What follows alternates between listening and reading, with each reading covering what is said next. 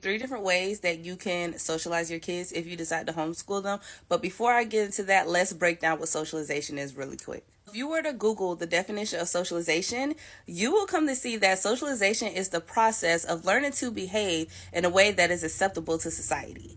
And with that being said, that has nothing to do with meeting friends or anything like that. Now, that does sound like conforming, and so when you look up the definition conformity, you'll see that it basically is behaviors that is accepted within the social environment of within a society. With that being said, you have to be mindful of what you're saying when you say socialization, because that sounds more like conforming to society versus getting your kids out, making friends, and knowing how to interact with other kids and just be amongst their peers. Now, here are the three ways that can happen.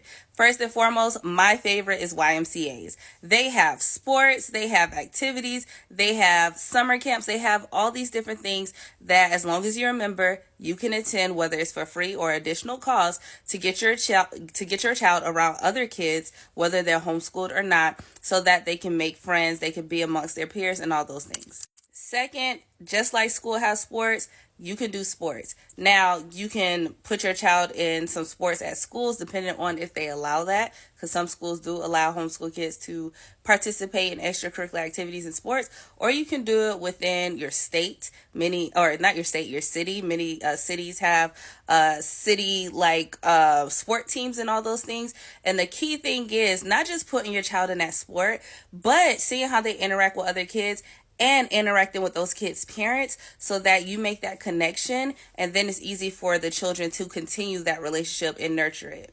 And last but not least, but most importantly, just connect with other homeschool moms. It doesn't have to be a whole group. It can be one or two. You can find them if you're religious, go to a church. You can find them in a homeschool group. You can find them at a library.